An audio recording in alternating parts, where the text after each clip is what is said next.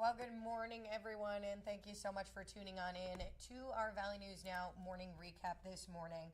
I just sent out that push notification letting you know that we've got some breaking news that we've been following this morning here on our Valley News Now desk. We are sending things on over to Austin Carisu in West Fargo, talking about what we know so far. Good morning, Austin. Good morning, Alex. That's right. We have breaking news this morning. I'm in West Fargo at Main Avenue and 4th Street East, where police they currently just cleared up a scene. And what we reported and what we learned is multiple law enforcement agents were investigating an assault here again at Main Avenue and 4th Street East in West Fargo. Now, like I just said, it seems like they're pretty much clearing out the scene right now. They did have police tape set up around this block as well as a little bit further behind us. But we just also talked to an officer, and they said they will be sending out a press release shortly. So this is kind of all the information we have right now at this time. But like I said, it's at Main Avenue, 4th Street East in West Fargo, and we did learn they were investigating a reported assault. Austin, I know you've been there for a little bit now. How heavy was that police presence over there? Yeah, it was pretty heavy. Actually, as we arrived in this field kind of behind me to the left, we saw 4 or 5 different law enforcement agents just kind of surveying the area. It looks like they might have been looking for some kind of evidence. They also did have canine unit here as well, but it was definitely a big police presence. There was multiple marked cars and a couple unmarked police cars as well. And just from the pictures you sent earlier, it looked like they had a pretty big area cleared off. Was that pretty much cleared out? Excuse me. Was that pretty much that entire block there that we were looking at? Yeah, it was pretty much all of this section, and it looks like it is by a Farm Fresh Produce. It's just outside of the West Fargo post office is where it was closed off, just outside of it, and kind of going behind me into this whole intersection and this road back here, it was all closed off. But they just, like I said, they just started removing the police tape and cleared out of here. All right. Thank you so much, Austin, for covering that. We'll continue to follow this throughout the morning here on our Valley News Now desk, as well as through our on-air broadcasts throughout the day. Thank you so much, Austin. We're going to move on here with our news portion of this segment. We're talking about a fire in Fargo that happened yesterday. So crews responded to the scene of a 2-alarm fire at a business in North Fargo last night. Fargo fire officials were called to 1841 43rd Street North for reports of a shop on fire. So that was just before 7 p.m. I'm going to pull up this video for you here quick. Give me 1 second, okay? This is the area that we're talking about. So crews arrived to find smoke coming from the east side of that building. A Fargo fire marshal did tell us here at Valley News Live that they were able to knock down the main part of that blaze in about 15 minutes or so. Marshall says there was a vehicle involved in that fire, though it's unknown whether it started the fire or it caught on fire because of the blaze. No injuries were reported. Cause that fire is unknown at this time, but an investigation is ongoing. And folks in Spirit Lake are facing another setback as their water emergency. It's now going to be extended. It's going to continue deep into this summer. This is the 3rd time that this has actually been extended. Tribal leaders announced that yesterday that their water consumption ban has been pushed back again for a 3rd time. New date officials are aiming for to have clean drinking water by is Friday, August 22nd. They say the new date reflects their timeline for implementation of a permanent water treatment system.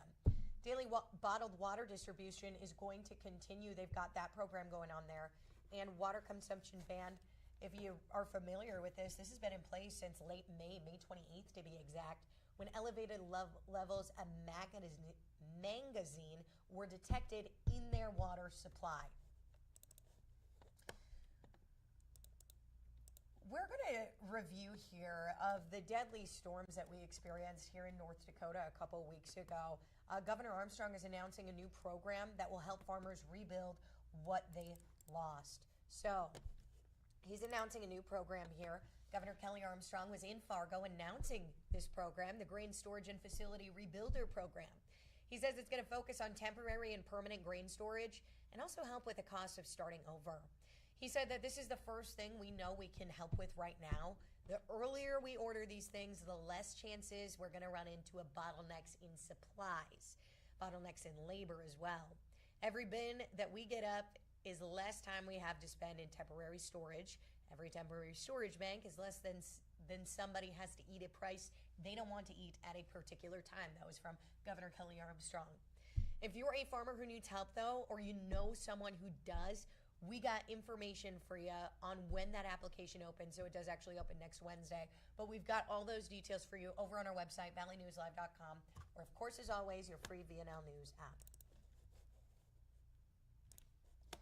And the U.S. Senate passing President Trump's tax cut and spending bill yesterday. It's now going to return to the House for a vote potentially as soon as today. Valley News Team's Ethan Kramer's got all those details for you. We're going to take his story that he did yesterday for you here. I'll play it for you right now. The Senate being evenly divided, the Vice President votes in the affirmative. The bill as amended is passed.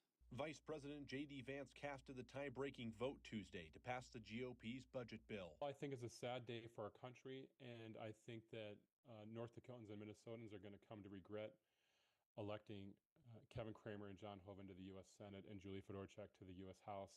The bill now heads back to the House for a vote, and that has Republican Congresswoman Julie Fedorchak excited. It's really an exciting time. I can't wait to get back to D.C. to vote for this bill. It is an incredible piece of legislation that is going to help make America stronger, safer, and more competitive. Fedorchak touted many things in the bill, including the tax policy. The tax policy included in this bill is good for every American, every North Dakotan.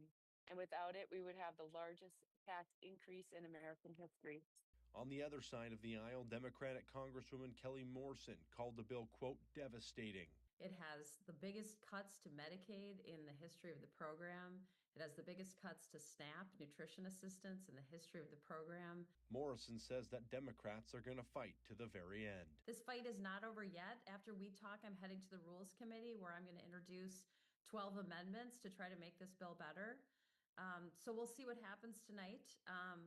We're going to go down swinging. There has been no specific date set for a possible vote. Ethan Kramer, Valley News Live.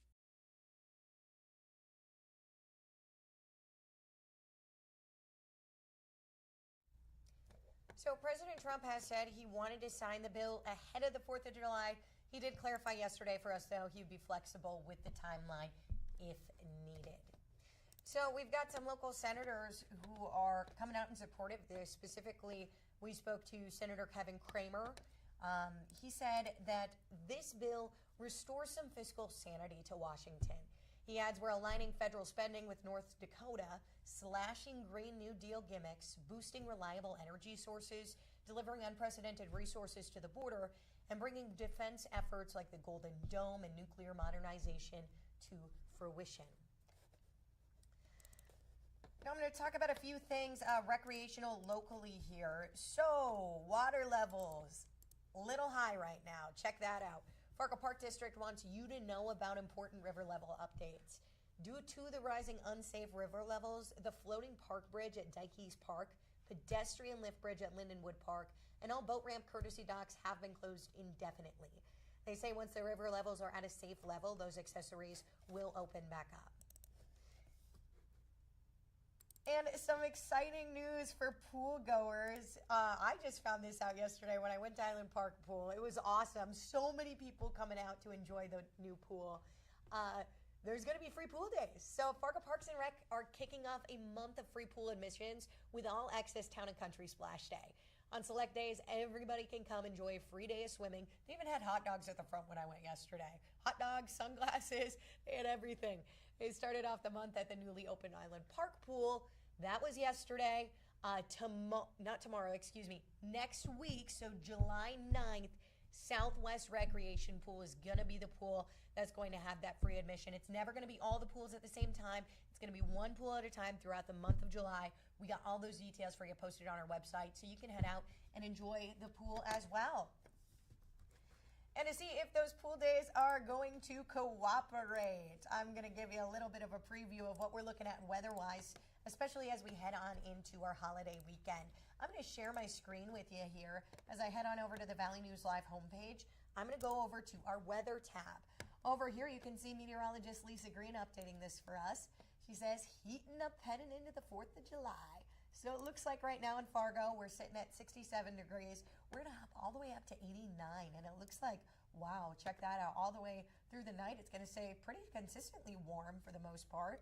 We're going to head on over to the 4th of July weekend. We got a first alert weather day. I'm a little upset about it. I love the 4th of July.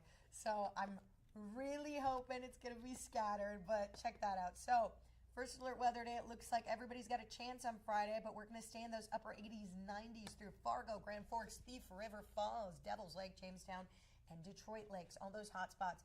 Lisa Green was saying this morning, meteorologist Lisa Green, that everybody's got a chance. So don't count yourself out of the woods, but also don't cancel your plans. So we can still go out and enjoy that 4th of July weekend. Just make sure that you are being weather aware. And you can do that by downloading our VNL weather app. Our first alert storm team, they work very hard to keep you updated throughout the day to keep you and your family safe.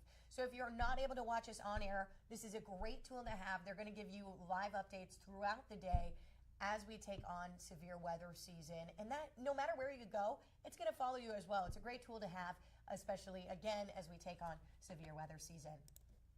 Now, that's about all I've got for you this morning. Remember, you can find this streaming on weekdays around that 7:30 time frame on YouTube, Facebook, as well as our streaming on our app and our website. Circling back to that breaking news we've been following, we'll continue to follow that for you, so you can check for updates online and on air as we continue throughout the day. We'll let you know what we know as we know it. Now, I'm going to sign off and head on out, so I will see you back here tomorrow. My name is Alex Larson reporting for Valley News Now. I will see you tomorrow.